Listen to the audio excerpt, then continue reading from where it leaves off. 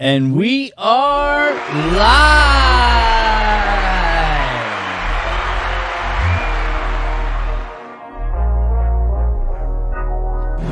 What's up, everybody? Yeah, baby. Just firing off buttons tonight, boys and girls. Just firing off buttons. I've been doing all kinds of crazy stuff, and I changed the button layout. We almost went to an Outlaw Morgan. What's up, everybody? You know what I'm saying? That was a lot of fun. What have you guys been doing, man? Oh, I've been so busy. You guys have no idea how busy I have actually been. It has been a riot, an absolute good time. I don't know if any of you guys caught today, but yeah, the hate got out today a little bit. We watched a few things on the TV, but we're not here to talk about that here on this channel. Oh, look at that. The Stream Elements bot showed up. Oh, no. If we can end up getting a subscriber tonight, boy, that will be something to see. How do I sound? I made a couple of adjustments. Did I miss story time? No, Jeff, you missed story time, Jeff. You missed the hate. So, Jeff, while you're here, go over and hit that pin comment right there. Sub that. Wes says echo. I don't think there's an echo, Wes. I think you're hearing me 2 times. Let me see. No, there shouldn't be an echo. Everything should be golden. Oh, let me make some adjustments here. We're doing it live! I changed some stuff today. I forgot how things look on my other screen.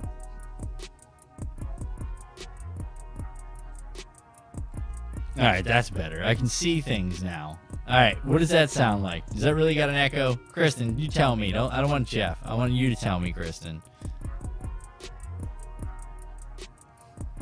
Done. Jeff, you gotta catch that episode, man. Wes, is it really echoing? Don't bullshit me, Wes. Wes is just messing with me. That's terrible, Wes. Don't mess with me like that, man. So listen, you guys, we are going to have a lot of fun today. We got some neat stuff going on. Oh, Kristen says echo. Okay, stand by. We're fixing that. That's crazy. I wonder what could have caused that.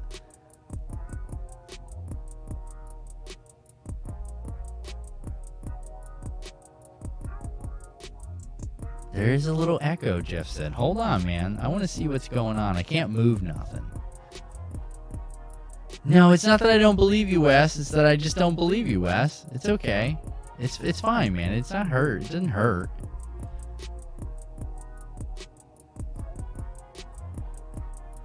You've messed with me before, Wes, and that, you know, so I'm still a little nervous about that. Let me see something. If I move this up here, all right, did that get rid of it? Dick move. Thanks, Wes. All right, did that get rid of it? Is it an echo, or are you guys hearing the fan? No, it didn't get rid of it, or no, you can't hear it? Thanks, Wes. I wonder what it could be. It is a bad echo, huh? All right, let me do this. I'm just going to go ahead and just turn this other stuff. Hold on. All right, what's that sound like? Echo, no echo. Hey! Is that it? Did I fix it? Oh, Robert Sharp says echo too. What is going on, man? I didn't change anything. Oh, yeah, no, it's bad. All right, hold on, you guys. Something's going on. Putting some music on. Give me a minute. I'm going to fix this thing. You guys, let's go to a commercial. We'll see if that does anything.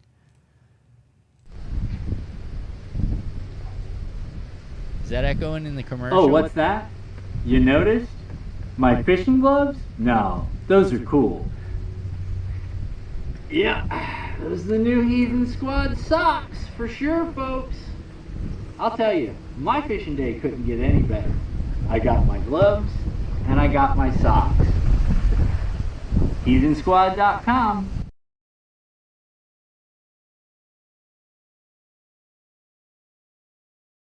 Alright, I'm back. Hold on. I'm doing something now. Echo in commercial. Okay, hey, let's do this. Let me check this other commercial real quick.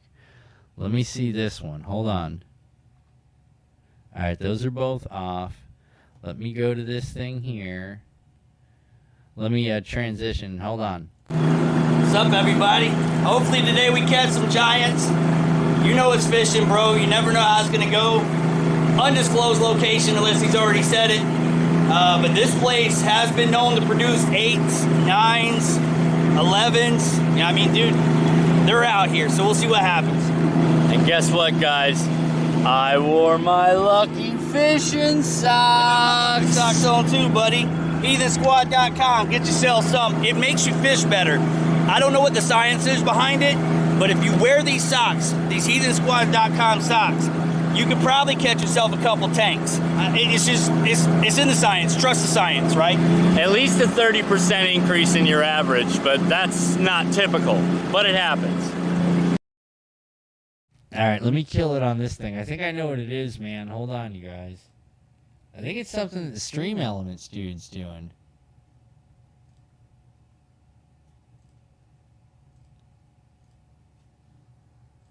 Doing it live! All right, how's that, you guys? Can you hear me now? Is there an echo? Did it cut the echo? Did it kill the echo? No echo there? So you're good? Oh, my God. Are you kidding me?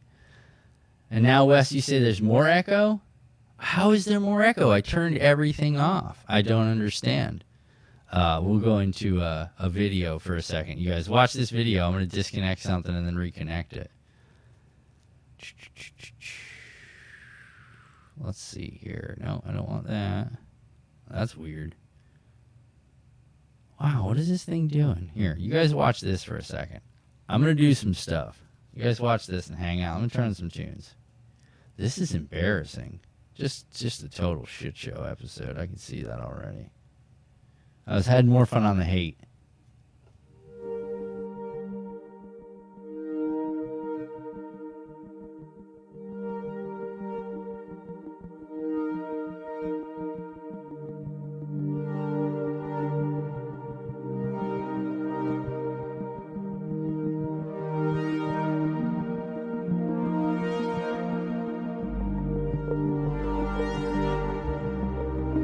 Alright, is this echoing now? Learning curve. No, Wes, it's not a learning curve. I should be past this. I should be way past this. I tested this stuff for like an hour, like 2 hours.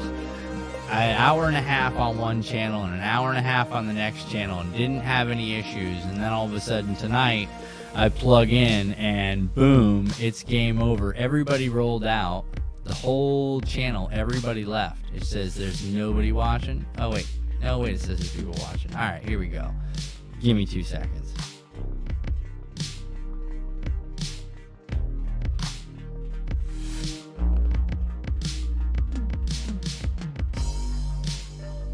I think this is a good angle. I think this one's a lot of fun. I think you guys are going to get a chance to see what I'm over here playing with every once in a while, watching what I'm doing. So tonight's episode, guys, is about where do fish go when it gets hot out.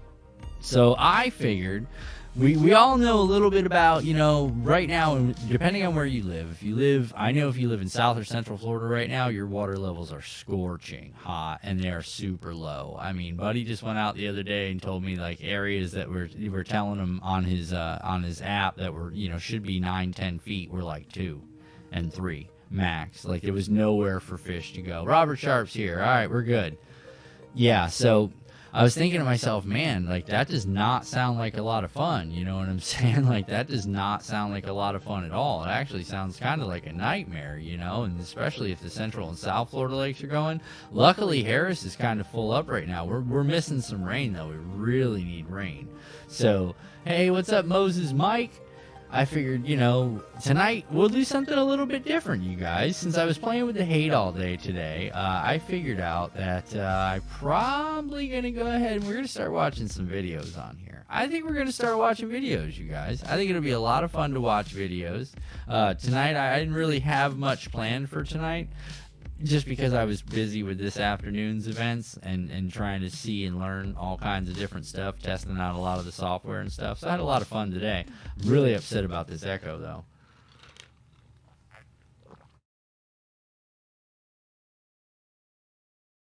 So today we're probably going to spend a little bit of time. We are going to watch one of my favorite bass fishing guys. We're going to watch one of his videos. It's about a 45-minute show, so that won't be so bad. And that'll be a lot of fun. We'll watch a little video. We'll have a good time. We'll do a little commentary, you know, like I like to do. Kind of seeing myself get into the reactions. I think I'm seeing myself reacting a little bit. I have a little bit more fun with that. I think the fishing stuff is cool. I think I'm going to stick to the content. I think I'm going to try to be a little bit more adamant about the Tuesday, making sure I got something ready like Wednesday, the week before, so it's easier for me. Stream Elements link, Wes, is, I don't know, man. I don't know how to use the computer, Wes. I'm just trying to tell you, bud. I hit this right here, and I look for, I don't even know what it is, man. I look for the damn clipboard. Rod's in here. Scott Volage is in here. What's up, guys? Hey, everybody just joining. Hey, click the link and go over and sub that channel real quick and then come back. You know what I'm saying? Because that's going to be the fun channel over there, man. I'm going to start doing the Hated 8. I think that's going to be a lot of fun. I really do. I think I'm going to stick with that. You guys want to watch some bass fishing videos? I think I want to watch some bass fishing videos. You guys good with that?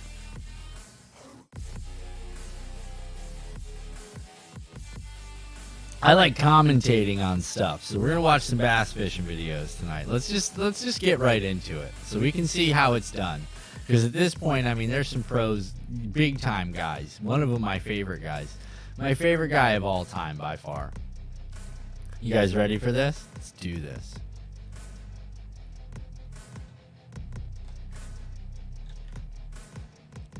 Boom! And we're in the adventure. Kill the music. Lights are on. Everything's good. You guys ready? Oh, man. We all know what that is. Wait, my seat moved. Oh, there I am. All right, now I'm back. Oh, I'm like one little circle there. That's all I got. Boy, you guys seeing them wheel bearings right there? Woo, this right here is fancy. This is one of the newer videos on fishing, just so you guys know.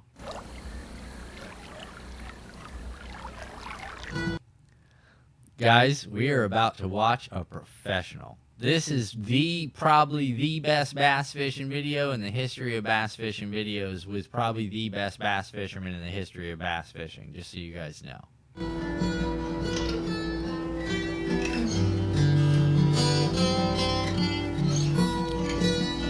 For anybody that wants to know, he's in the Ocklawaha River right now, and he's going into Lake Griffin.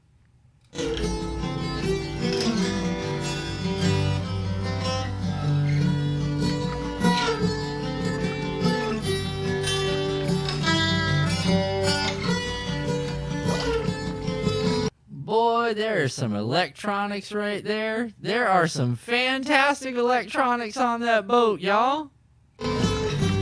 Look at the, oh, I gotta point this out. Can you guys see? That's a fish.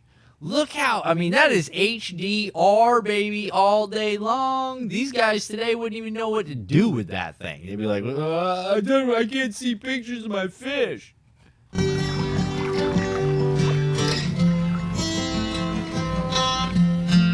Wow, look at the description on those guys. There is some, just, you can see the detail, the level of detail. Can you guys see that? Look at the level of detail on that. That is fantastic. Oh, small water. Does that not look like some HDR? Like, that is look at that, says 29. For all we know, that could be fathoms. Look at, there's actual, this is for measuring depth right here. Look, so the shelf starts at 5. And there it is at 10, and there it is at 15, but this says 29, so I guess it's this right-hand side. I don't even know how to tell. I guess if it's on the left, you read it on the left. This is what I'm saying. I wouldn't even know what to do with this thing, but we're going to watch the man do it.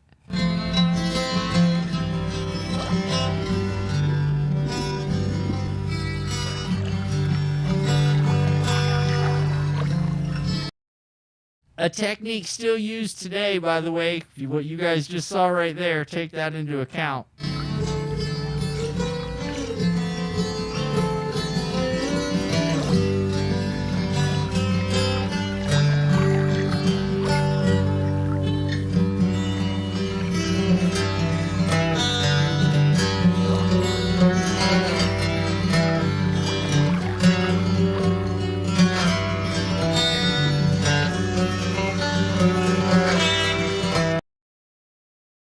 That, it right there, boys and girls, was what started it all, just so we're all in the same place. The LPS, or Low Profile Series bait casting reels, that is the first gen right there, boys and girls, by the man himself.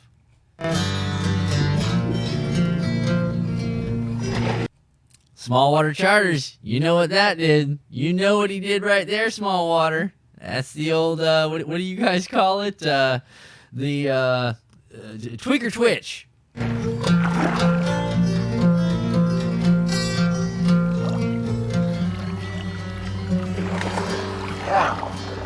Dude, it's a monster.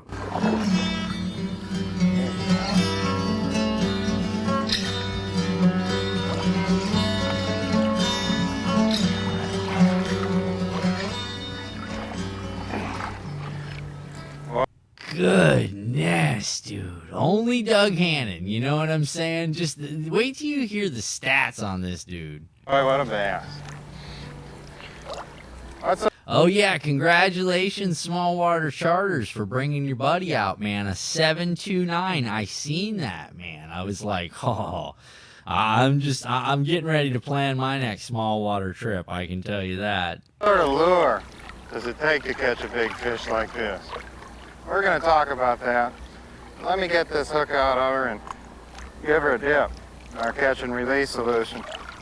Now let's talk about this for a second. Catch and release solution.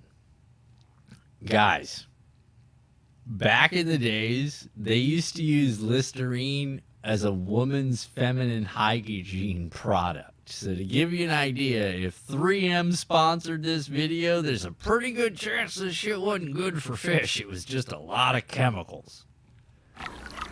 There we go.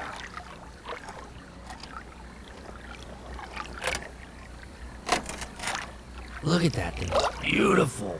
The mouth on that. That's probably right up there in the 7.5, bud, for sure. Give her a better chance to survive. What a beautiful fish. That's where one belongs. Back in the lake. As I said, we're going to talk about those lures, lines, reels, hooks, and rods, all for big bass in this tape. We're also going to deal with how to find a big bass territory and the influence of the moon on big fish. I told you guys I had a secret about the moon, and when you're going to hear it from the man, I figure we'll watch it together. You'll learn what qualities present in fishing lures serve to attract bass and what qualities actually trigger strikes. You'll learn how to select your lures by blending triggering and attracting qualities depending on the water you're fishing. We'll discuss quiet versus noisy lures and the factor of lure action. You'll learn about lure choices for big bass and why to pick these lures over thousands of others on the market. Did you guys see that tackle box? That's the old schools right there. I'm moon rolling today, so yes, the moon matters. Oh my God. We'll talk about hooks and how to sharpen them to greatly increase your chances of landing a trophy fish. Listen, I joke about it, all right? I joke about I might need to sharpen my hook, you know, but I'm not kidding you guys. I might need to sharpen my hook sometime, all right? Finally, you'll understand how a simplified, streamlined approach to lure selection will vastly increase your potential of catching big bass. Every lure you use has certain qualities. I call these attracting and triggering qualities. And guys, we've talked about that. How many times when we did the episode on what lure should I throw, we talked about the triggering and the attracting qualities. And this is where it gets interesting because Doug Hannon makes so much sense when he talks about this stuff. And it's really, really cool to listen to it, you know, because I say it because I learned it and then I've utilized this stuff. And then I tell you guys this same exact thing almost verbatim. And it's like, I want you guys, it's just me kind of reassuring you guys that I'm not leading you down the wrong path. You know what I mean? I'm trying to give you guys the confidence to find what is the bait that you want to throw and make sure it has the right stuff. You understand? Make sure it has the right qualities, attracting and triggering qualities with the type of retrieve, and you can make big fish happen. I'm telling you, I see it. The hell hat. Yeah, that's a good looking hat, man. He's, you know, Doug Hannon, superstar. Attracting qualities are enough to arouse a fish's curiosity. Oh, I should have beeped that out. Perhaps make him approach your lure, but not enough to make him hit it. Common attracting qualities are large size, bright colors, a short squat shape, a slow retrieve, and perhaps a fish attracting rattle. John, is that how you do it? Is that how you do it, John? The short squat shape? Lindy, I'm just kidding. Common triggering qualities include a natural color or appearance, a compact small size, triggering marks such as a false eye spot, a long thin streamlined shape, erratic action, and a fast retrieve. Ideally, it takes a particular combination of attracting and triggering qualities to catch bass in a given situation. How do Smallwater said don't shake it more than twice. Triggered by color. Yeah, Scott, watch. Just watch, dude. Listen, guys, this guy, excuse me, has caught more trophy bass in his life than any tour angler in their entire lifetime, and this guy did it in like 5 years just by learning this simple stuff. We're gonna probably cut this up into segments is what we're gonna end up doing. Maybe we'll watch 20-25 minutes of this tonight, you guys, with my commentary, and then we'll move into maybe finishing up maybe next Thursday or next Tuesday again, and we'll go through this because this stuff makes perfect sense, and then we'll talk about what you guys learned. do I choose which lure to use? Simply by understanding the relationship between these attracting and triggering qualities and adjusting them to fit the situation. In clear water, I rely heavily on triggering versus attracting qualities. See, we talked about that, guys. Triggering versus attracting. Clear water. I twitch paddle tails all day. They definitely wanted a certain color today. Rust bucket caught them all. So let me ask you something real quick, Smallwater. It went from the silver run to the rust bucket, huh? That's interesting. So they went penny copper? Like, you know what I mean by penny copper? I think that's an interesting thing. What a instant change. Yeah, what a color change. Boop. Yeah, pretty quick too. And that's why people, they tease me all the time when they're like, hey man, why do you have so many bags of lures? Why you got so many colors? Why you gotta have every color?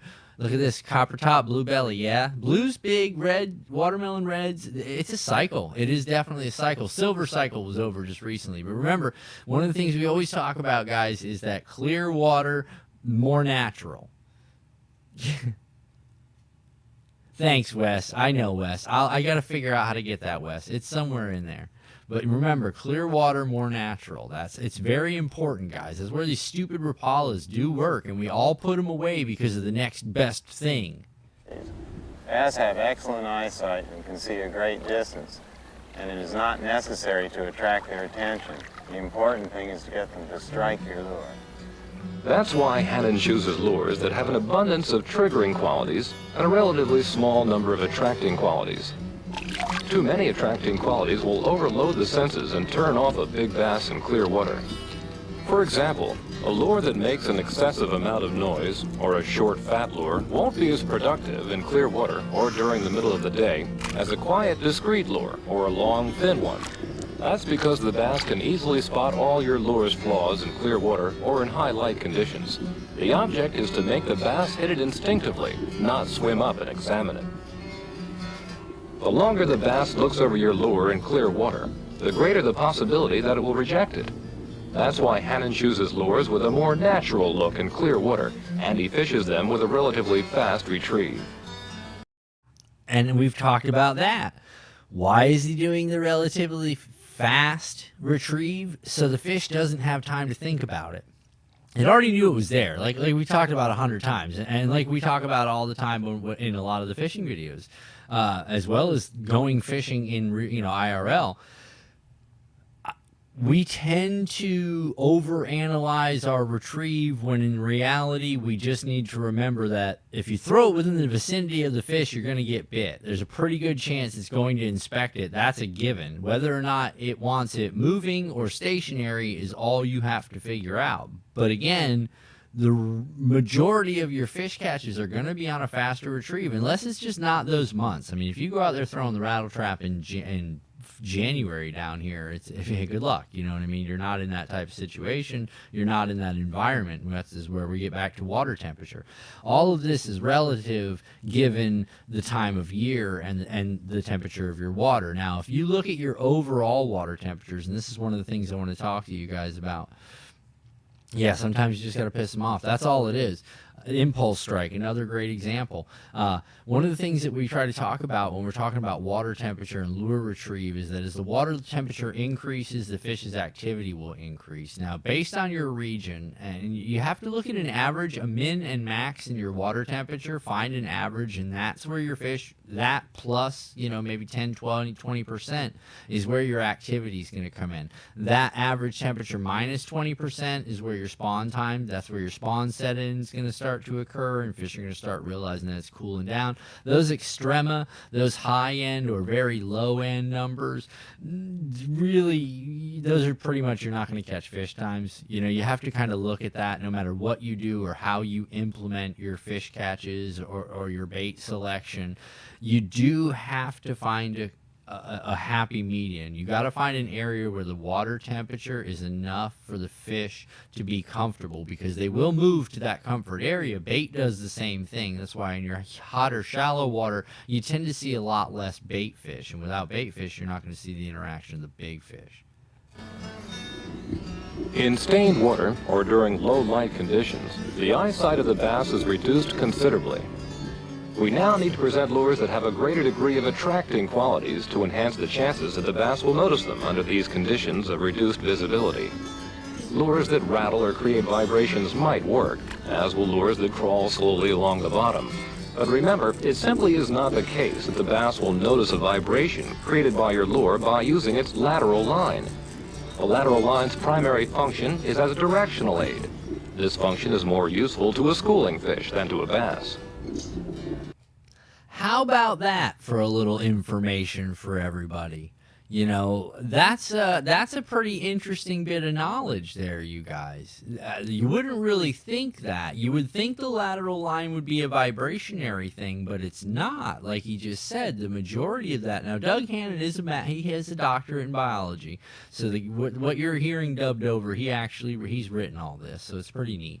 But one thing to remember is that if you're looking for that moment where you're gonna throw off that right throb, that's not what's activating that fish's impulse, and that's an interesting thing to look at. No, oh wait, Ted. Oh, look at that! Off the Hook Outdoors is in here. Hey guys, Gary's in here. Breast 3 length, 61 inches. Small Water Charters is kicking right now in the Shane Flint tournament. Goodness, man. Yeah, I don't think I'm going to get into any of those. But that was just a little bit of information there, guys, on the lateral line usage. So now let's see what we're really trying to do when we're out there fishing. The lateral line has never been conclusively proven to be a feeding sense. Traditional thinking has always dictated the use of flashy, fish-attracting lures in dirty and stained water. However, I prefer to substitute slow retrieve and repeated presentation very close to fish-holding objects for these fish-attracting qualities. It just seems to work better with big fish. Which brings us to another thing that we talk about all the time. When we talk about cast presentation, notice how he said repeated presentation. If you're one of those fishermen that's a one-shot guy, like you throw it there one time, we're all set. You throw it there one time, we're all set. We throw it there one time, we're all set. Nothing occurred, we're moving on. You're probably passing some fish. And I hate to say that because it depends on the area that you're in. You can kind of get that feeling that there's no fish there, but you have to remember that it never hurts to throw that second cast. It never hurts. And if you get the feeling on that second cast in the same spot, maybe you should try that third one. And different cadences every time. If you can stay in an area and get 2 casts in an area and come in on a fast cadence and then a slowed down cadence or vice versa, you might up your fish percentage by a ton, like by a lot. I'm telling you, I started doing that here on Harris in the chain and really slowing myself down. It's a very methodical method. I mean, it's just, it's horrible. But it catches fish here, and the fish are stingy like that unless you get into the high traffic areas like we talked about last time, where you've got a lot of dense shelf, into deeper water, and that's just areas that the fish travel to and from different areas of the lake. That would be a different place to do a different play there. Wow, I fish Lake Doug, lots of long, fast cast, cover water. Pound, pound, pound. Yeah, no, we all do small water. That's what's so interesting, and that's why I really wish that we could get more than just the fishermen. Maybe some people that want to learn about fishing and stuff like that to actually find the channel, because they would learn. There's a litany of information in this channel, not just coming from me, but if you pay close attention to the chat, you can also find that a lot of the guys in the chat are no bullshit like anglers. Like they're all about this. This is what they do. I appreciate everybody showing up. If you're new to the channel, if you haven't seen the channel before, if it's your first time seeing the channel, go ahead and hit the bell, hit the subscribe button, hit the bell, notifications, all. You know how that whole thing goes. If you're into the fishing, but you're also into like other things, there's a pinned comment at the top there. You might want to hit that top button there if you like to talk about other things. Let's get into this. If you get the impression that I favor triggering over attracting qualities in my lures, you're absolutely right. You see, we're dealing with the caution and experience level of big fish here. That's why we need to emphasize natural over the unnatural noise and flash and attracting qualities in other lures. Let me show you the lures I use and have come to depend on to take big bass. It's not going to take long because you're going to be surprised at how few there really are. And it's interesting, John. Smallwater Charters makes a very, very interesting point in the chat. He said that, he comes in with the 3 cast to 1 on Lindia. Lindia is more slow and methodical. And it's interesting to watch how the weather and the water temperatures have affected John and Lindia's fishing. I watch all their videos, so I know. But, I mean, when it gets into those colder months, Lindia slays it. And I watch it, and I watch the numbers, and I'm thinking to myself, ooh, I would not want to fish against Lindia that day, because when she's on that slow water roll, there's no stopping her. And John, I know that's got to drive you crazy. That's got to drive you crazy, that pocket glass holder. Yeah, I know. This is a pro, bud. Watch how he rigs this worm. Wait till you guys see this wire on this worm. This is a trip, man.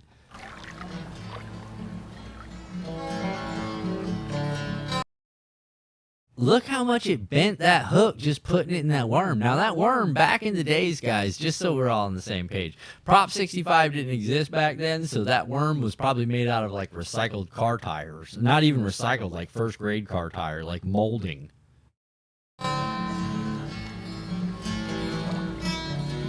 You do that with one of today's worms, you rip right through it, you tore it, you might as well toss it in the garbage. The natural swimming action of this worm rig makes it one of my favorites.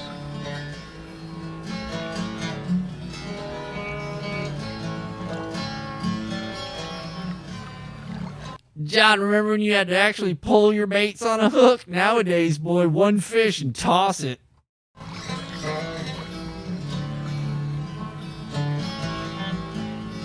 The plastic worm is a proven big bass lure because it has an abundance of triggering qualities.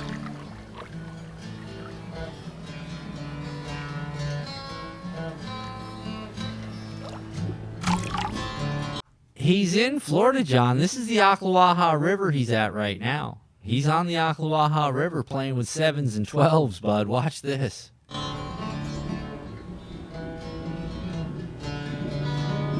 The worm has random action. It never moves in exactly the same way twice. It resembles a living thing to the bass. You guys see that burn it? Like that dude, that's no joke. You understand? He's putting some grease on them barons now.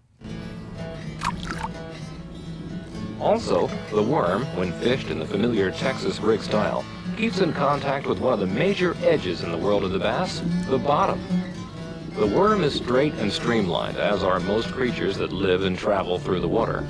Notice how he just showed the different presentations. He showed both of what SWC was just talking about in the chat. With he comes in with the 3-to-1 cast with the burn it, and then he comes right in, followed up by the bottom contact, methodical, slow. He's got the pegged slip weight on the top, and then watch his presentation. It drops, and he quickly brings it up and just lets it fall again. Of course, an attracting twist tail may be used on some worms, and Hannon would recommend their use especially in stained or muddy water. That's when you get bit. Right there at that moment. When it starts popping up, that's when you get hit. as opposed to clear water. Most fishermen believe the plastic worm resembles a worm or an eel to the bass. How many of you guys thought that it resembled a worm or an eel to the bass? How many of you guys thought that? Let's just be honest. Be honest with yourself. However, Hannon believes the lure more closely resembles a darting minnow or a baitfish. These unusual fish live on the bottom of virtually every body of water that bass inhabit. They're straight and stick-like, and when at rest, support themselves on their hand-like fins. When disturbed, they don't swim away, but dart off the bottom, then settle back. This is very similar to a Texas-rigged worm being bounced along the bottom.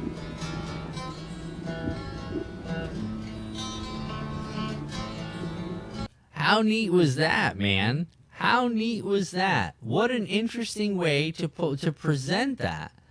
And it literally, you watch the bait fish dart as that thing darted around in a very similar motif, but the other fish were definitely interested in whatever it was and why it was laying down there. So that was neat. The jig is a very conservative and discreet lure, and I've caught bass up to 13 pounds on it. It's one of the lures I'd carry if I was going after a world record bass. Like the worm, the jig may be fished right on the bottom to cover that major edge where predatory bass lurk. It may also be fished in heavy cover due to its compact size and weedlessness. The jig has a great advantage over many other lures in that it can be retrieved in a wide variety of ways. It can be crawled slowly across the bottom in cold, muddy water, giving a sluggish bass ample opportunity. Back to the topic of tonight. Now you guys see why I picked this video. A lot of it was just reassuring us things that we already talked about a bunch, and the next thing was that he references the water. He references the water, and it's fantastic. You know, he just gave you a pretty good idea of what you're looking to do as the water temperature drops or the clarity drops. You slow it down, smaller, more compact size. Bring yourself through heavier cover where fish are going to be set up. Interesting, guys. Learning stuff. To locate it. When fished in this manner, the lure probably resembles a crayfish to the bass. The jig can be hopped or bounced, also in the manner of the Texas-rigged worm. It can also be fished with a swimming retrieve, where it is brought back to the boat slowly and steadily, like a baitfish moving through the water. We're going to do a jig presentation. I got a bunch of different style head jigs. I got swim jigs, got football head jigs. I got shaky head style jig heads. I got all kinds of interesting jigs, pre-made jigs that I want to show you guys when we get into the jig fishing episodes toward the colder months of the year. We'll get into that.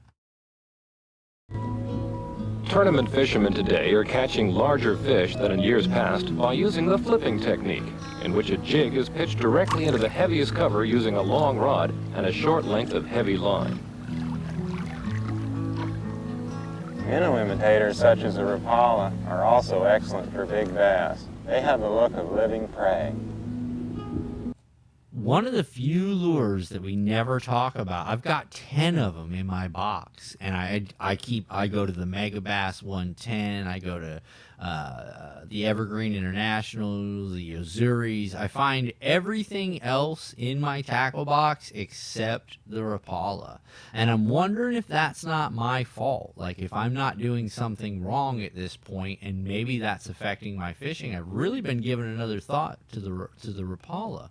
The Rapala is long and thin, with eye spots and a scaled finish that flashes and reflects light. You guys heard that, right? Rapala. Rapala. Not Rapala. Rapala. Compare this lure to the live wild shiner, and you'll understand why big bass can be taken on both. Minnow imitating lures are excellent choices for clear water. They may be fished in a quiet, discreet manner.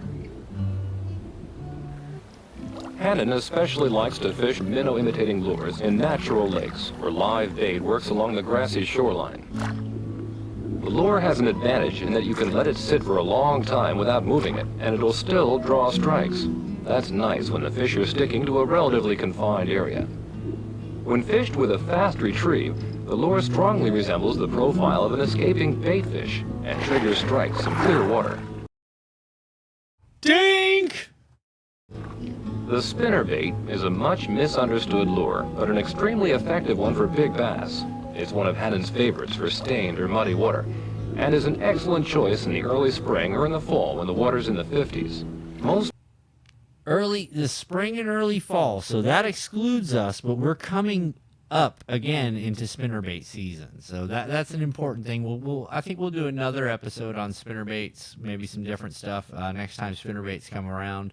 We'll talk about that in the fall, I'm sure. Again, bass fishermen believe that the bass locates the spinnerbait with its lateral line in muddy water, sensing the strong vibrations that the fisherman feels pulsing through his rod. Actually, as I knew I should have censored that. we have learned, this is not the case at all. The bass cannot feel the spinnerbait with its lateral line because the lure is making sounds that are above the frequency range of this organ. How interesting is that, you guys? Where we thought it was sound, spinnerbaits make a frequency range above the organs. Imagine that, above the fish's ear hole. Because you feel the pulsing, vibrating action through your rod tip, you assume that the lure is making a lot of noise and vibration in the water. But tests show that the lure actually makes very little noise. This tells us that rather than fighting the water, as we once supposed, the spinnerbait is moving in harmony with the water, the way that a baitfish moves. Advanced fluid viscosity. We can talk about that when that part of the program comes up. It creates a very real sensory profile to the bass. There are other lures that may produce big bass for you in specific situations, such as weedless plugs. This Burke topwater plug can be fished in the thickest weeds and cover where other topwater baits would be hung up. Even if you're properly using all the lures we've just discussed, you're going to have trouble catching big bass if your hooks aren't strong and sharp. That's right, guys. You're going to have trouble catching big bass if your hooks aren't strong and sharp. Guys, I think that's where we're going to leave that video this evening. And we're going to hang out for a little bit if you guys are doing that. So, guys, we covered a bunch of different stuff tonight. We got to see Doug Hannon reassure us that everything we've been talking about over the last couple of weeks, months, years, it's all working. It's all effective. And another thing we got to talk about, though, is the water temperature. Guys, be sure, if you know somebody that fishes the areas, man, right now, and if you're in Florida, and even where you guys are from, some of you guys are from all over the place, make sure we got to figure out a way. Maybe small water charters can help us. Who or what or where can we contact or call to find out where our water levels are? I mean, it's just an interesting question. That's something I've been wanting to dig into. Is there like a Florida Department of Water Management that has the water levels that we can contact so we can set our equipment with the water drops in there so it'll give us an idea? Good old buzzbait. Yeah, the old buzzbait, man. That's another killer. We're in that season. Like I said, we're in that season as the transition right out of August. I'm pretending August is over already because this next month, July, is going to be brutal. It's definitely frog season. If anybody's wondering, put 15 in a boat, a 7, 2 in the 4s, 2 in the 3s, and a lot of 2s. That's a pretty good day. You were out on Headwaters, right, small water?